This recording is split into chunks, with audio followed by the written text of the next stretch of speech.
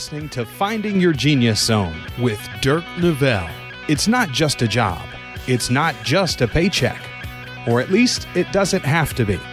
With the help of experts across industries, Dirk helps you find your passion and career, as well as exposing the unknown parts of every vocation. Let's go deep.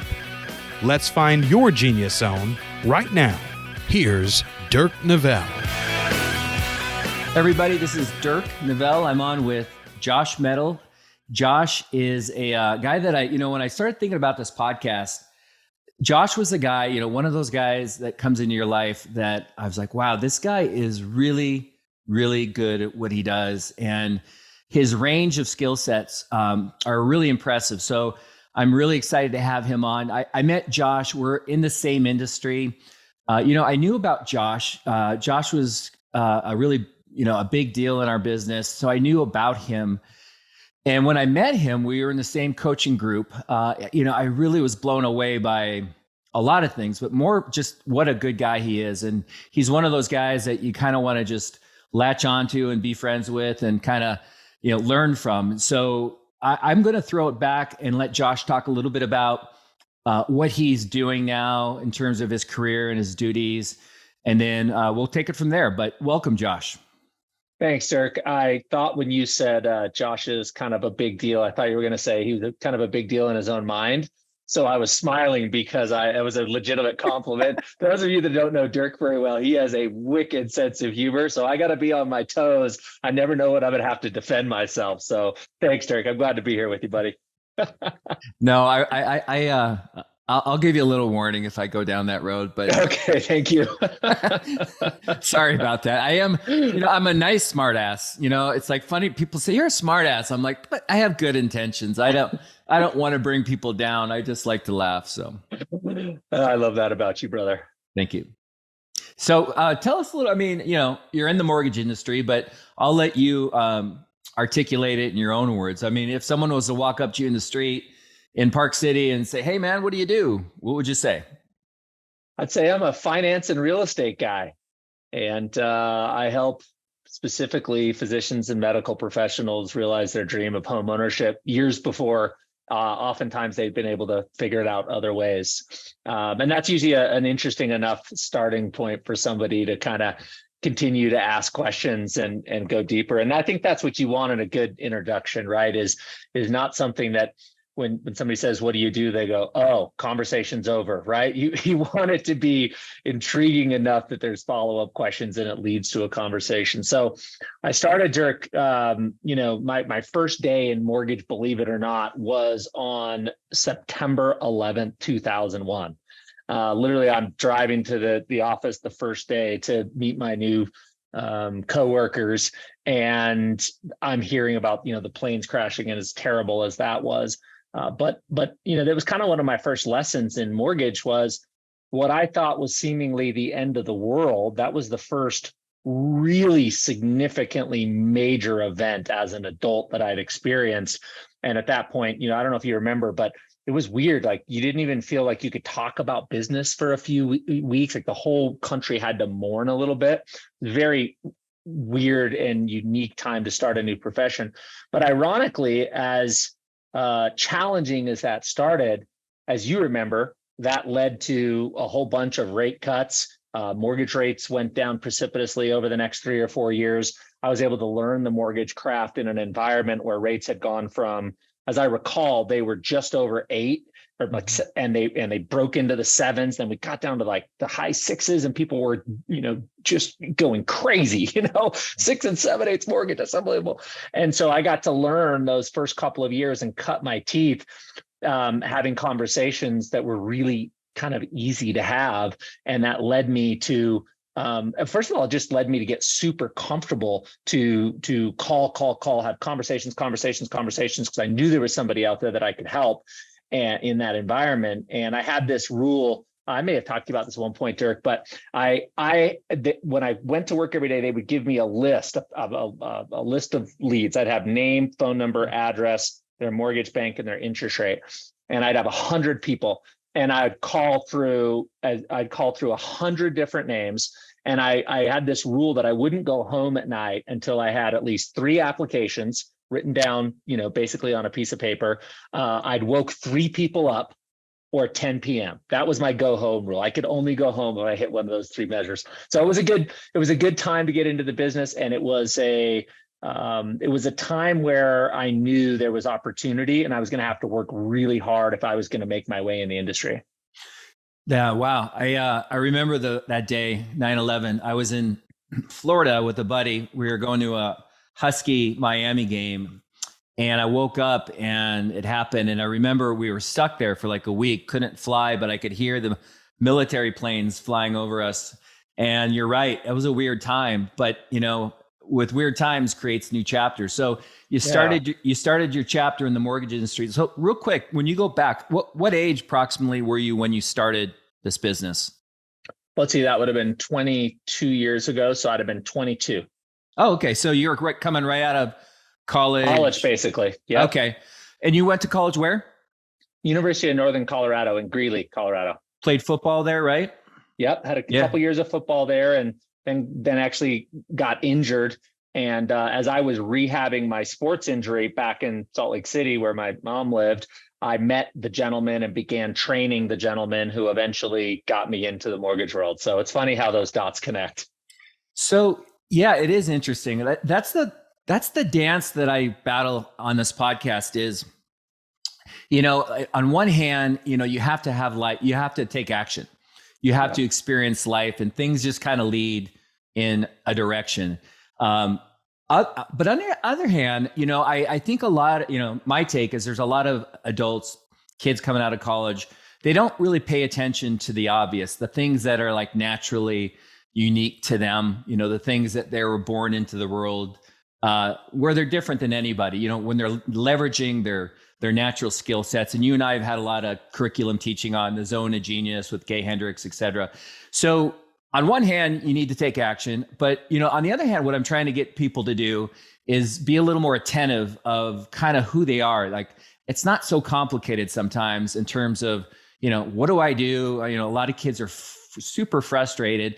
When you were 22 coming out of college, was it just lending felt right because you had a large database? Or were there signs? Was there something about Josh at that age that kind of like made it a logical move into the mortgage industry? Well, I grew up as a young kid in the welfare system. So I knew from a young age that I didn't want to do that. And like check that box once in a lifetime. I'm good.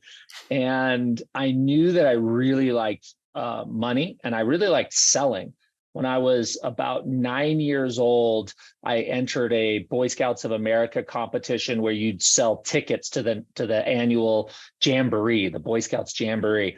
And I came in about 2/3 of the way through the competition. The competition, as I recall, went from like when school got out to when school got back in, and then the jamboree was in the fall. And I think I had 40 days, I sold more Boy Scout Jamboree tickets than anybody in the entire state of California did in their full 3-month period. And I did it, in about 1/3 of the time. And so from a really younger age, and then by the time I was 10 or 11, my mom and I were living in a Holiday Inn kind of extended stay place for a while. And I would see all these people bringing carry-out food back to their hotel rooms.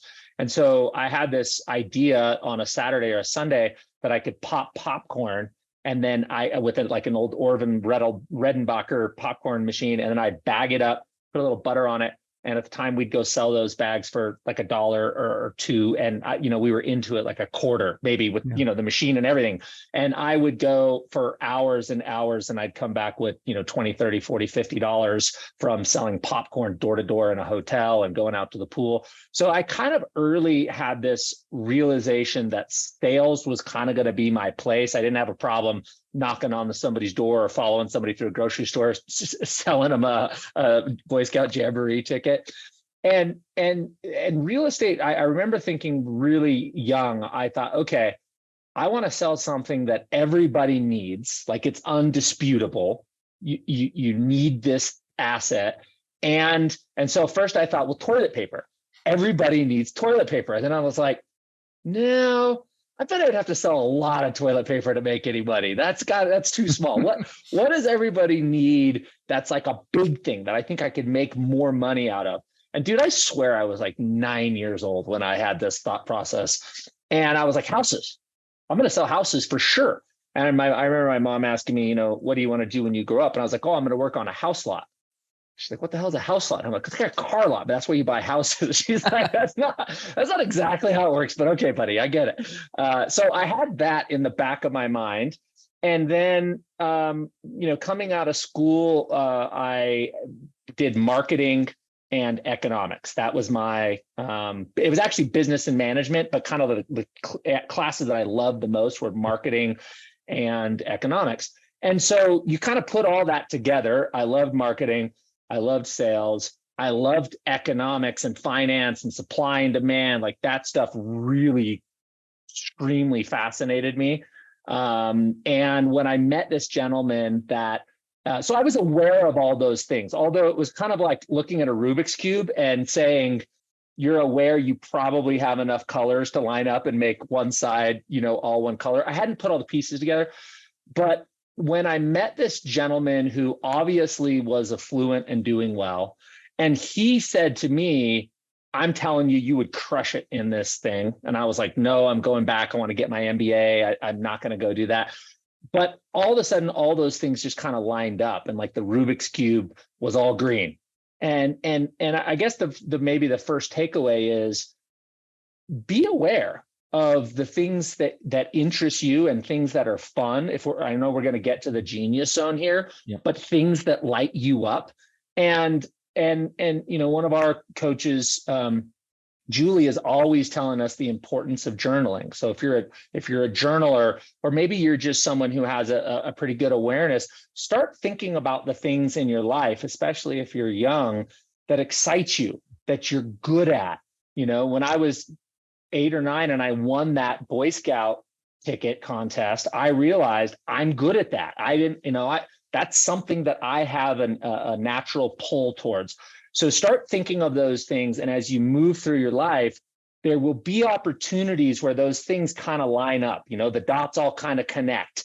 And I would encourage you, as you said, Dirk, when you're aware, when you see an opportunity where the dots line up, and you feel emotionally charged or energetic around that thing, take action, take a risk, go after that thing. And when you have the opportunity to do it, don't like half-ass do it, right? I didn't get a lead sheet and say, well, I'll call 10 and then I'm going to go on a date with my girlfriend.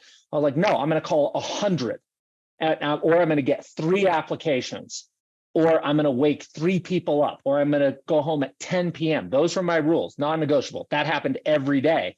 And my first year in the mortgage industry, I made over $100,000. And for a 22-year-old kid, I was like, what do I do with the other $80,000? Remember, this was a long time ago, and money went a little further back then. But yeah, that would be my advice.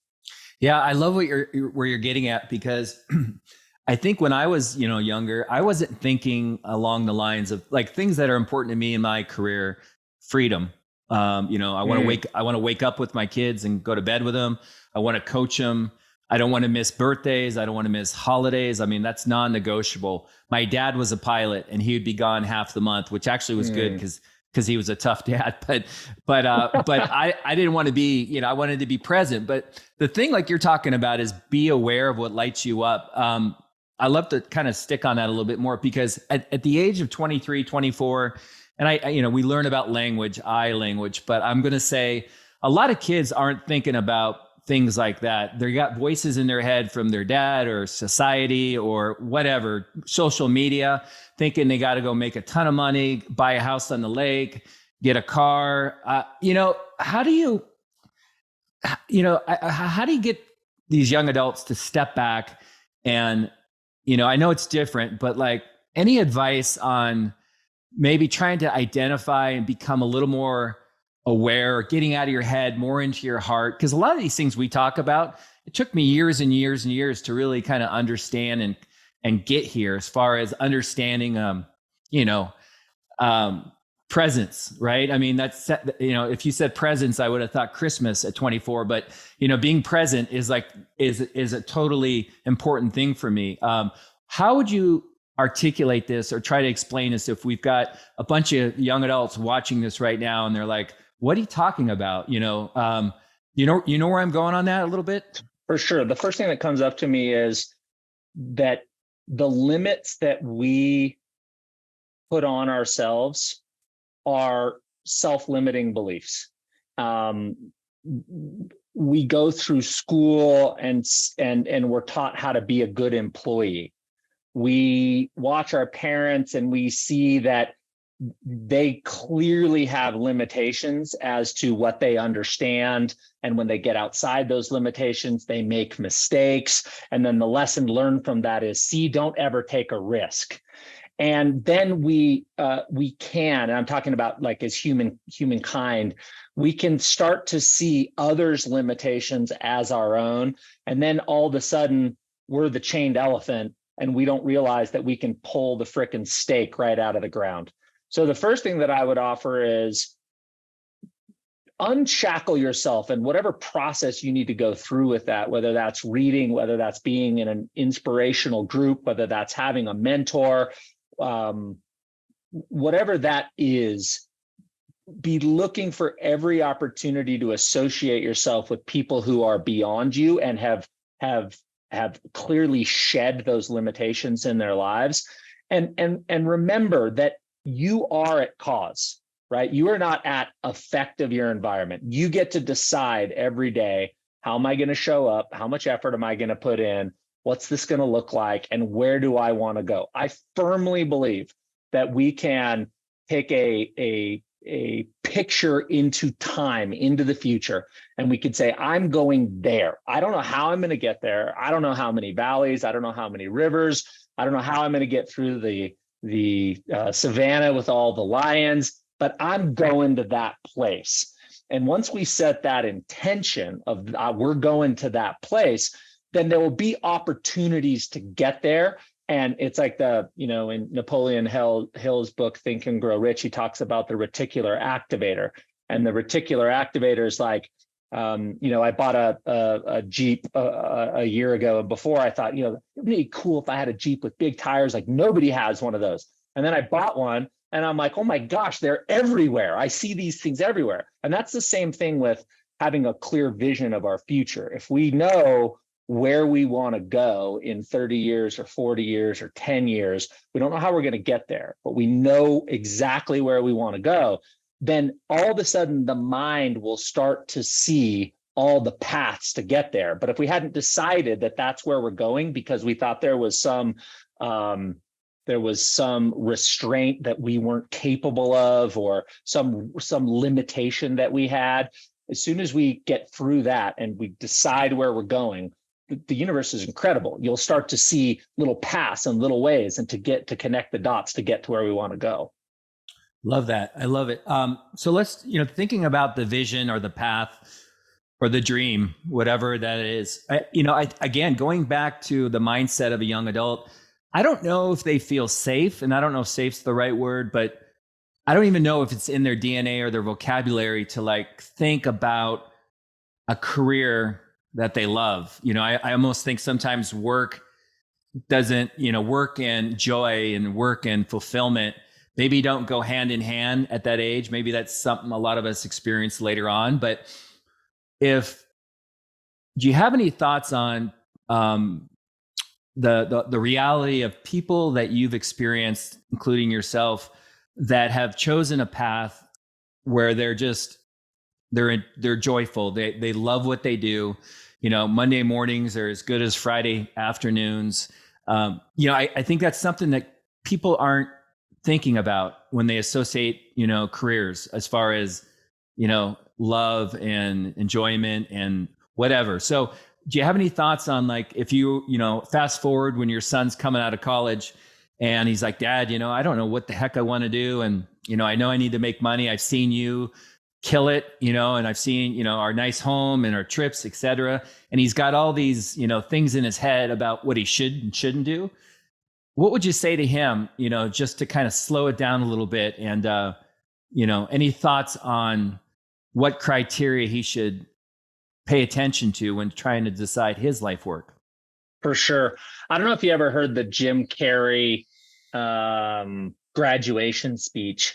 It's an amazing speech. You can just stick it in Google. But one of the things he says inside that speech is he says that so many of us choose our path out of fear disguised as practicality.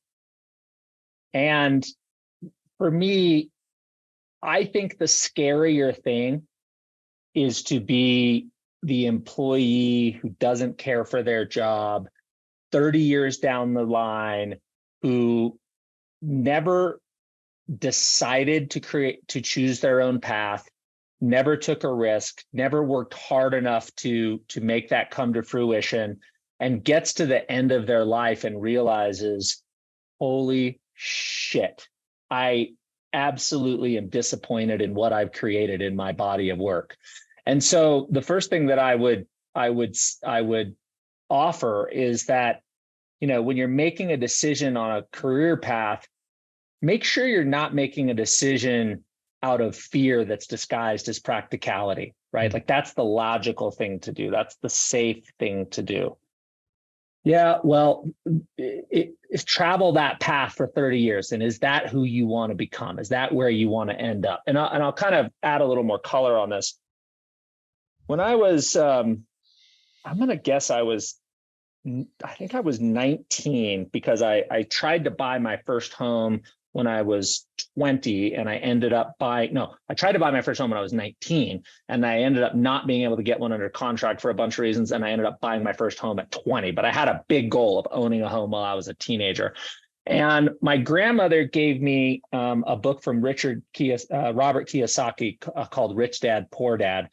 And that just really blew my mind. The concepts that were taught in there, and the idea of creating cash flow from your investments that were beyond what your monthly expenses are, so that you're literally free. He calls it escaping the rat race, because you don't have to do anything anymore once you have that kind of cash flow. And in that book, he inspired me to buy my first home, which I had the intention of turning into an investment property and buying another one as soon as I possibly could. But in that book, he has this picture called and this concept called the cash flow quadrant, and this relates back to what you're going to do professionally. And in the cash flow quadrant, there's 4 sections, as the name would sound, quadrants. You've got the employee, you have the self-employed, and then you have the business owner and the investor. And what Robert Kiyosaki says is, when you're in the employee section or the employee quadrant, you have a job, and you're creating value and giving leverage and making somebody else wealthy. And by the way, you pay more taxes than any other quadrants. And I'm like, okay, that quadrant sucks. I'm not doing that. That's all I needed. And then he says, okay, now if you're self-employed, you own a job, and you then go to work every day, and at least you're trying to make money for yourself, and there's some tax advantages, but you still own a job. And then he says, then there's the business owner. The business owner, you own a system, and people work for you inside the system that you've created. And business owners pay less taxes than the self-employed. And then the final quadrant is the investor. The investor is where you've taken all your life's energy from your business or from whatever, it could be even from your employee job. You've moved that over into investments, and now those investments spin off more income than what your expenses are. You've escaped the rat race. And at that point, money works for you. And the investor quadrant is where all the rich people are. This is what Robert said. There's obviously Jamie Dimon might be an exception, right? He's an employee, he's a CEO of a major company. But if you took most wealthy people, they are business owners and they are investors. And he said, not only is this where most of the wealthy people hang out, but these people pay less taxes than any other quadrant. And so for me, I kind of took that cash flow quadrant and I tattooed it on my brain. And I said, okay, cool. So I know I want to be a business owner and I want to be an investor. And the next 40 years of my life is going to be towards getting to that place. And then I just looked for opportunities that would take me, because at the time I was in the employee quadrant and I'm like, I am not hanging out here for very long. And I'm like, how do I get to the self-employed quadrant? Cool. Now how do I get to the business owner quadrant? Cool. Now how do I get to the investor quadrant? And I just tried to move down that path through those quadrants as fast as I could. I'm trying to think if there's a fifth quadrant that we're not aware of. That would be like, I don't know, we'd just be meditating on flying carpets together. Yeah, fishing. Yeah, sure. I remember, I was thinking about too with you. I'm listening to you, and it's so impressive. I remember sitting in the pool with you in Costa Rica a couple of years ago, hanging out, and we were talking a little bit about your background, and living with your mom, and and I think it was you said it was not easy sometimes. And I listen to you now, and everybody has a why, and I'm wondering kind of like the difference between or the intention of not ever going back to that situation, and also just you being just this motivated dude that's taken over the world. That you've done amazing things. Like how much of the background that you and your mom experienced is propelling you or have propelled you into this world, and how much of it is just your natural interest in becoming a real estate investor? Well, first of all, I'm extremely grateful for the fact that I got to grow up in a really significant economic dichotomy. There was this one side that there was some financial difficulties, and then my grandparents, who had both came out of the Great Recession, they started a landscaping business. They were entrepreneurs. They were business owners. They took all of their life's energy and money and put it into real estate and properties and land, and eventually went on to build a 90-unit apartment building on top of the land that they used to use for their landscaping business, but they didn't need the orchard anymore. So they built a big apartment building there. And then they bought this like 600-acre ranch in southern Utah that they then developed and did all the improvements and sold all the lots off. So I got to see both sides of that, right? And I got to have, and what I took from the side of having not enough and kind of that scarcity side of the dichotomy that I described is that it gave me a burning desire to want more, and it was burned so deeply into me that if I didn't have that experience, I don't know that it's unlikely I would be the same person. I'd have the same conviction. I'd have the same passion. So my passion, I think, comes from that experience. And then on the other side, I saw how these two kids that came out of the Great Depression that literally had nothing, like my grandfather was the youngest of 7 kids. He had 6 older sisters, and he was the only boy child, and his dad died when he was 12, and it was right in the heart of the Great Depression.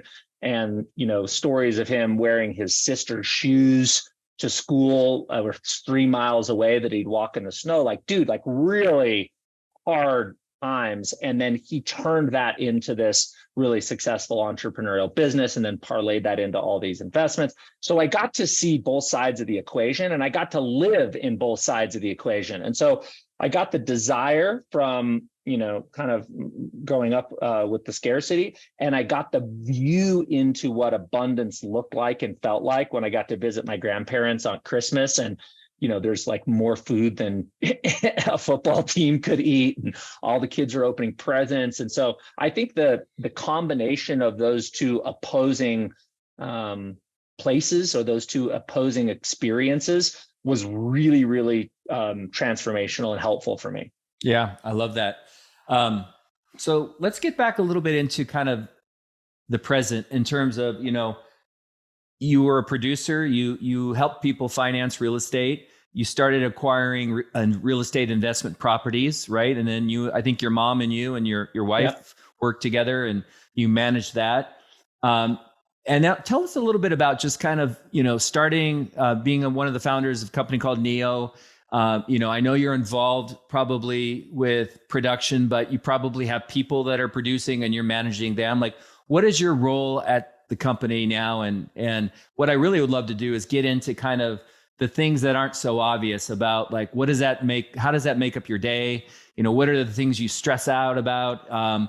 Is this a 7 to 5 gig, or do you find yourself working at nights, weekends?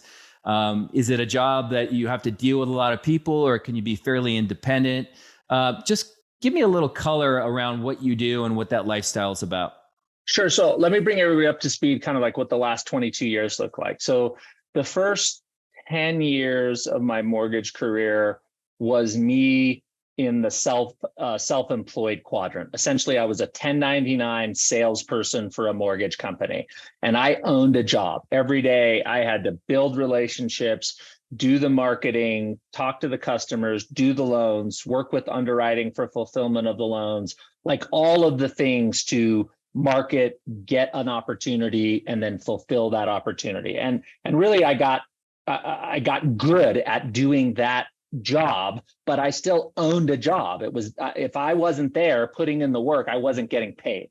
But as I was going through that first 10 years, I had always had a really high savings rate, and I always invested in things that created cash flow. I wasn't interested in owning Bitcoin or not that it was around then, or stocks or those types of things.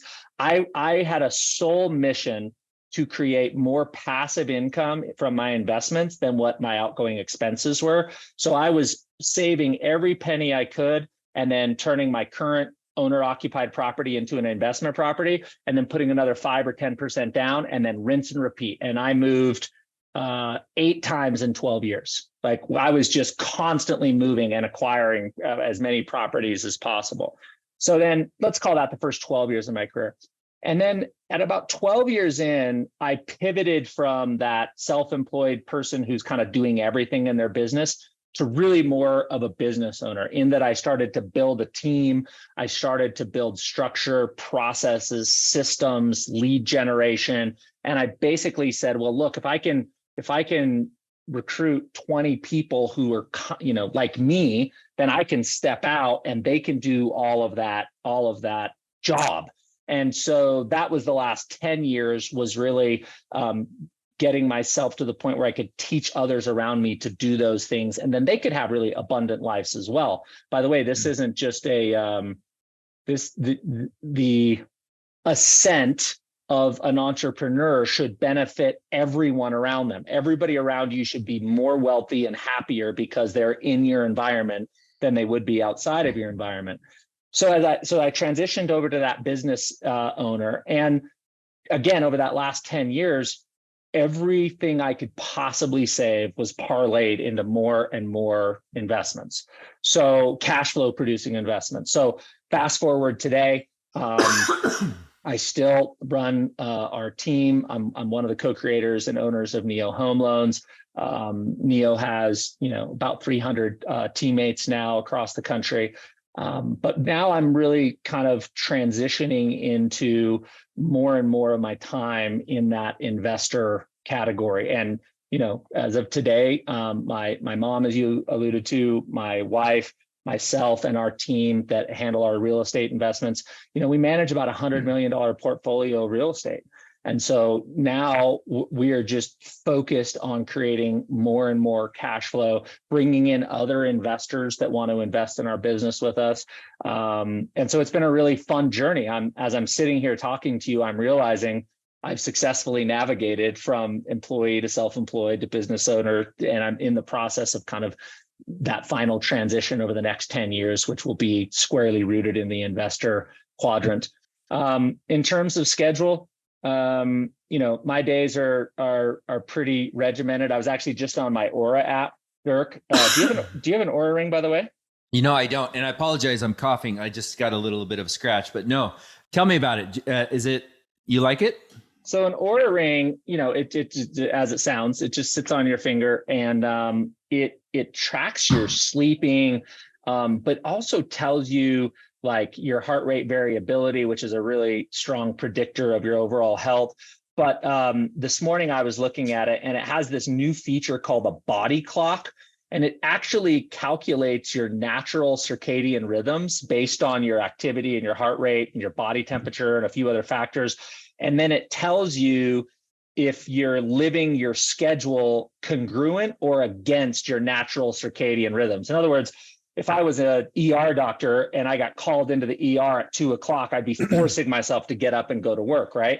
And the reason I bring that up, what's interesting is my normal kind of circadian rhythms or body clock, as the Oura Ring says, is they says your ideal bedtime is between 7 p.m. and 8:15 p.m. Last night you went to bed at 7:41 p.m. So my body just, when the sun goes down, like I start to fade, or, feed me tequila and espresso and you can keep me up for a few more hours. But I start to just go down at 8:00. And really like 7:30, like when the sun goes down. And then I'm back up, Dirk, around 4:00. So I'm an 8-hour sleep guy. I try to get a full 8 hours of sleep. In the morning, I've got a whole intentional morning routine that I do, which includes exercise and meditation and a really intentional hydration routine. And then I'm in the office usually until about 4 or 5. And if things go right, I'm home hanging out with my family, having dinner and reading a book by, 5:30 or so. Yeah. And I'll say that's one of the things I love about you most is I see, all the time and experiences you're having with your son. And you're out there fishing, and even with, I saw you mountain biking the other day with your wife. And it's, for people that are looking at getting into this line of work, for me, freedom is huge. And I feel like you've carved that out really well. And you can have that both in, the mortgage industry, whatever quadrant you're in, even if you're just a producer in quadrant 1. It's a job that, it really allows, if you perform and you can do well, it's a lifestyle it's really appealing, right? You don't have to, you have to be there to work, but you can move to Park City and do it. You can live in Sun Valley, you can do it. You can do it in Italy. You can go anywhere. Are there some things about the job, if someone's, we're talking about investor and we're talking about business owner, but let's just take financing, real estate financing.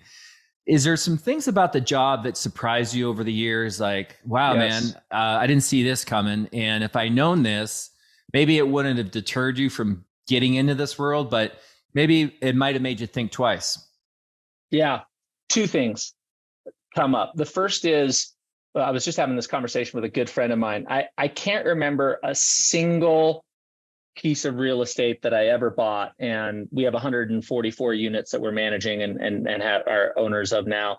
And I can't think of one of them that I didn't think that I was overspending on and that I wasn't fearful about. So that just never goes away. And I think that's a healthy thing. I think that reminder should help us to, when we feel that fear, we should cross our T's and dot our I's and really make sure we've been intentional about our due diligence. But what I see far too many people do and how they respond when they come up against that fear is that they succumb to the fear and they turn around and they run the other way. And I just, in retrospect, I realized that the fear of not taking action is a far worse consequence than the fear of taking action, acknowledging that you have fear, double checking your work, and then moving forward with whatever that thing is. So that would be number one. Never bought a property that I didn't think I was overpaying for and that I wasn't worried about. And that's a good thing. And then the second thing, Dirk, and the reason why this is so important is because I've never heard anybody talk about it ever. In all the real estate seminars I've been to, all of the social media content, all of the short form content snippets in social media, I've never heard anybody talk about this. And it can only be really experienced. You can't really understand it from the outside, but I'll try to give you a purview into what I'm talking about. The first commercial building that my mom and I bought together was an 8-unit apartment building on the west side of the state capitol building, downtown Salt Lake City. It has an incredible view up on the hill right below the Capitol, incredible view of the entire Great Salt Lake. So you can see, 180-degree views as far as the eye can see, just gorgeous sunsets. And when we bought that building, I was sure we were overpaying for it. We paid $315,000 for 8 units. And today that's a $2.5 million building. But here's what I wouldn't have guessed. When we bought the building, the rents in that property were renting between $275 a month and $315 a month. So, roughly $300 a month. We bought that building 21 years ago, I believe. It was like the first year I got into mortgage, we bought that building. Seller financed it for us, by the way. So 21 years later, guess what the rents on average in that building? You said it's worth 2.5? It's worth 2.5. There's 8 units. And when we bought it, it was renting out about $275 to $315 a month. 2,000. $1,675 a month. So you're close. So that is a 550% increase in rental income over that 21-year period, which is mind-blowing enough. But if you think about, as the rents go up, guess what happened to the mortgage? Well, the mortgage went sideways for about 5 years. Then we refinanced it. The rate went down and the payment went down. Then we were in it for about another 7 years. And then the rates went down again and we refinanced it and the rates went down and the payment went down. Meanwhile, the rents are just doing this, right? And so the delta, the difference between the mortgage payment after having refinanced that building 3 times and what the rents have gone up 550%, it's like the mortgage payment used to be 90% of the rental income. And now the cash flow is 90% of the rental income. And I would have never have guessed that it would have been that extreme. The delta between the mortgage payment and the cash flow in 20 years, if you told me it was as big as it is, I couldn't have comprehended it. And I never hear anybody talk about it. I've called it, I talk about it when I talk about investments now. I say, people, when you own real estate, you get paid in 5 ways. You have cash flow, that's your monthly income. You have appreciation, which is the value of the property going up. You have amortization, which is the note every month, a certain amount goes towards principal, so you're paying off the indebtedness. You have depreciation. That's a tax code word that helps you offset your income. So you actually pay less taxes on your earned income when you're taking depreciation. So you're basically paying less to the IRS. So that's another way you get compensated as an investor. But the 5th way is rent inflation. And over long periods of time, when you control cash flow producing assets, the rent inflation and the cash flow just gets incredible. It's like, Warren Buffett talks about the amount of dividend that he gets from like his See's Candy and his Coca-Cola investments. His annual dividend now is greater than what his initial investment is. It's like insane. So the lesson there is put your money into cash flow producing investments. The goal is to get your cash flow from your investments to exceed your monthly expenses, because that's what freedom means. And hold on to those assets for as long as humanly possible. And by time you get to year 20, 25, you never have to worry about money again the rest of your life, which is kind of a cool place to be. Very cool. I'm thinking about like, it's knowledge that you have, but it's also like, I'm thinking about the temperament that you would have to have in your line of work as an investor. Like you talked about being nervous and not knowing if it's a good deal and being scared.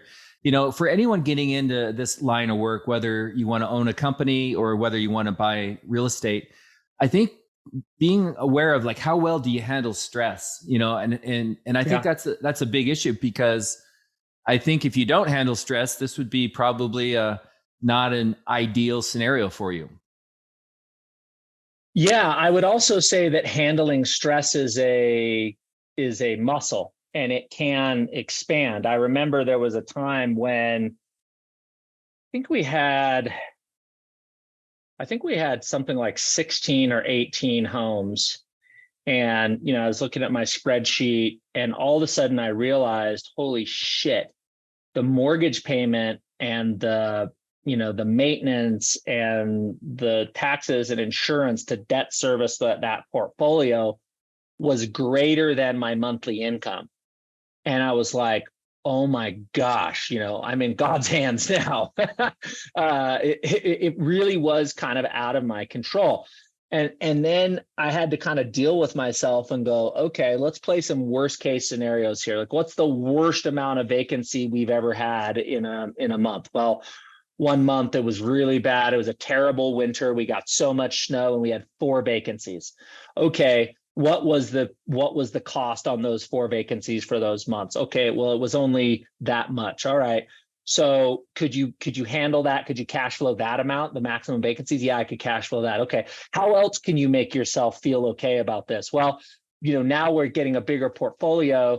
I want to have some more parachutes, some more safety nets, more insurance. So how do I do that? Well, the business accounts need to have a little more liquidity in it. Each of those units need to be able to handle 2 or 3 months vacancies. These first 3 houses that I bought, they have like 50% equity. I'm going to go take some equity lines, home equity lines of credits out on those. So if I ever have a catastrophic event, I've got my liquidity, I've got my cash flow from my job, my liquidity meaning the amount in those business accounts for 2 to 3 months reserves, plus I've got 3 or 4 different lines of credit. So I guess what I'm saying is getting myself to that place where I could deal with that stress and find ways to get out of a worst case scenario came with flexing the muscle by growing the portfolio and learning how to deal with stress, but also what are the possible escape routes for worst case scenario? Yeah, no, I mean, we don't have to tell the story, but I always loved your story about being in the hotel and going down to, I think it was Duncan's event or something. And it was just a tough spot, but you found a way out of that. In every job, like I said, sometimes it takes a while to figure it out. Like for me, flexibility, freedom, not being capped on income, not being told this is what I'm going to make, being able to go, coach my kids in sports. Those are things that are really important for me in a job. What would you say are some of the non-negotiable components of your career that are, and I probably could guess a couple of them based on what you've said, but, at your age, looking at like, hey, I've got to have this, and that. And if I don't have those things, I'm out.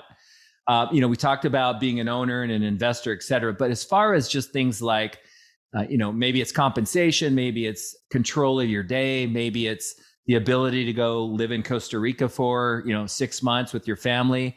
What are some of the things that you would say to people that if they got into your line of work as an investor or just in the mortgage world, some of the components of the job or career that they would have? Yeah. I can't remember the name of the hotelier that Tim brought to one of our events, Dirk. If you remember, let me know. But he said, the first half of your life is for acquisition, to acquire as much as possible in terms of accomplishments and income and assets.